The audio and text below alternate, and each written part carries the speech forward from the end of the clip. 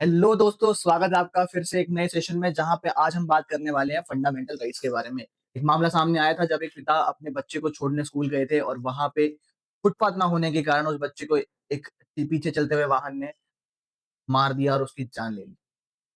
कुछ ऐसा ही कोर्ट के सामने जब ये केस गया तो अब सुप्रीम कोर्ट ने माननीय सुप्रीम कोर्ट ने अब एक जजमेंट दी है फंडामेंटल राइट्स के अंदर, right to walk on footpath. आइए जानते हैं क्या है पूरा मामला, करते हैं इसकी अच्छी तरीके से एनालिसिस और क्या बोला सुप्रीम कोर्ट ने। तो सुप्रीम कोर्ट ने यही बोला है कि the Supreme Court declares the right to walk on footpath as a fundamental right. यहाँ पे फुटपाथ पे चलने के लिए वो एक फंडामेंटल राइट डाला गया है article 19 sub clause 1 sub clause B के तहत, जहां हम राइट टू मूवमेंट की बात करते हैं। फंडामेंटल राइट्स के बारे में थोड़ा सा जान लेते हैं। फंडामेंटल राइट आखिरकार होते क्या है।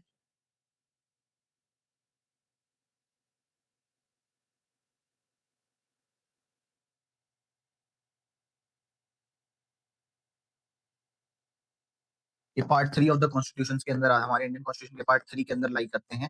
ये इसको हम मैग्ना कार्टा भी बोलते हैं।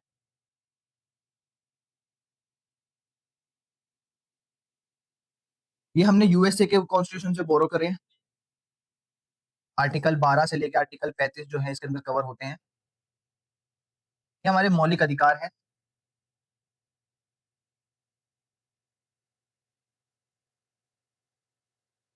और ये जो अभी नया फंडामेंटल राइट आया है, right to walk on footpath, ये सिर्फ article 19 sub clause D right to movement का पार्ट नहीं है। इसे माननीय कोर्ट ने article 1 article 19 sub clause 1 part A, right to speech, right to assembly, right to association, in part sub clause 1 A, sub clause 1 B, सब clause 1 3 तीनों के तहत जोड़ा गया है। और इसको साथ ही साथ आर्टिकल 21 राइट टू लाइफ के अंदर भी दिया गया है। तो आइए जानते हैं कि क्या बोला कोर्ट ने।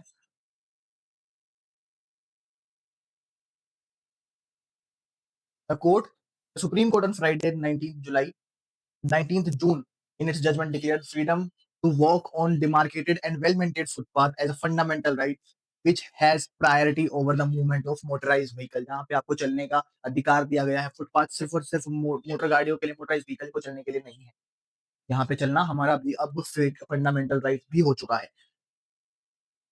यहाँ पे यही मामला था कि judgement come from the case of a death of a 5 year old boy who was crushed to death by a truck while walking on the neighbor to school with his father. की जब एक छोटा 5 साल का बच्चा अपने school के लिए जा रहा था, एक पिता अपने बच्चे को स्कूल के लिए छोड़ने जा रहे थे, वहां फुटपाथ ना होने के कारण उस बच्चे की जान चली जाती है जब एक ट्रक उसके ऊपर चढ़ जाता है। सोचो कितना दर्दनाक होगा ये उस पिता के लिए, उस फादर के लिए, जब उसने अपने बच्चे को मरते हुए देखा होगा सिर्फ एक फुटपाथ ना होने के कारण।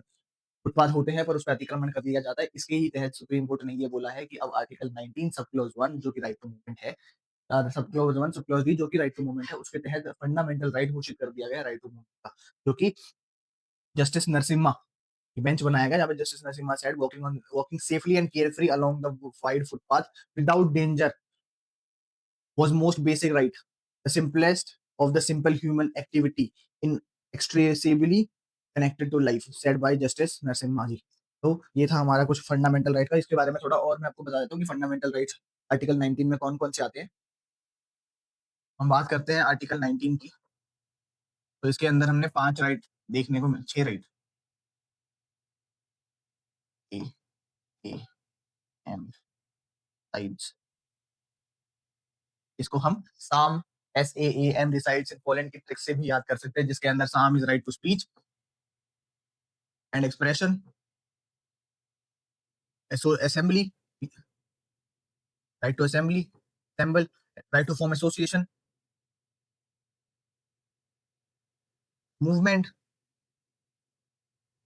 residence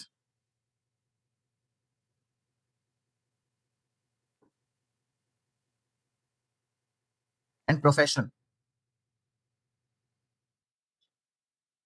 आर्टिकल 19 सब क्लॉज 1 का ए हो गया, ये बी हो गया, ये सी हो गया, ये डी हो गया, ये ई हो गया। एफ जो है प्रॉपर्टी हुआ करता था, एफ को हमने निकाल दिया है। अब आप मुझे ये कमेंट सेक्शन में बताओ कि हमने article 19 sub clause 1 sub clause F जो राइट टू प्रॉपर्टी है, जो कि अब आर्टिकल 301 बन चुका है, ये कौन सी कॉन्स्टिट्यूशन अमेंडमेंट के अंदर किया गया था। कमेंट सेक्शन में जरूर लिखना। ठीक। तो ये कुछ हमारे आर्टिकल 19 के अंदर फंडामेंटल राइट्स आते हैं। और अब जो हमारा ये जो आर्टिकल 19 के अंदर right to walk on the footpath की बात करी है, ये आर्टिकल 19 सब क्लॉज 1 सब क्लॉज डी के तहत राइट टू मूवमेंट के अंदर बात करी गई है। इसको याद करने की ट्रिक भी मैंने आपको बता दी कि साम SAAM रिसाइड्स इन पोलैंड। तो साम से एस से हो जाता है right to speech and expression, a से हो जाता है टू फॉर्म असेंबली। असेंबली के अंदर हम राइट टू प्रोटेस्ट की भी बात करते हैं। राइट टू प्रोटेस्ट एक राइट नहीं है हमारे पास, हम प्रोटेस्ट कर सकते हैं ये बात है, बट वो प्रोटेस्ट पीसएबल होना चाहिए। There is a minute difference between peaceable and peacefully. आप पीसफुली प्रोटेस्ट कर सकते हो, पीसफुल प्रोटेस्ट कभी भी वॉयलेंट हो सकता है, बट आपको peaceable, a protest without any arms, बिना किसी हथियारों के जब आप पीस कर प्रोटेस्ट करते हो तो उसे हम पीसेबल की कैटेगरी में रखते हैं। तो article 19 sub clause 1 sub clause 2 B के बाद जब हम करेंगे तब वो बात करेंगे राइट टू असेंबली। इसके अंदर ही हमारा कहीं ना कहीं राइट टू प्रोटेस्ट भी आ जाता है और राइट टू पीसेबल प्रोटेस्ट की बात होती है, the protest without any arms. ठीक है, ऐसी ही हमारी कुछ judgement. Walking plays a pivotal role in politics and social reforms.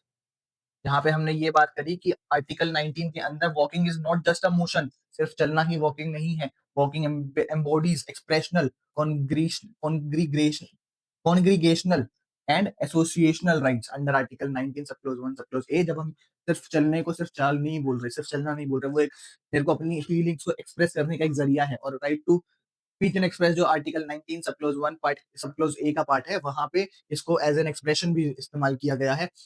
Congregational right भी बोला हुआ आर्टिकल 19 बी में, और आर्टिकल 19 सी के तहत भी इसको जोड़ा गया है। तो आर्टिकल, ये थी हमारी क्लास फंडामेंटल राइट के बारे में, जहाँ पे एक नया फंडामेंटल राइट हमें देखने को मिला है, right to walk on footpath, जहाँ पे पेडेस्ट्रियन जो है वो चलने के लिए दिए गए हैं और ऐसे कभी घटना आगे ना हो जैसे उस बच्चे के साथ उस पिता के साथ हुई है।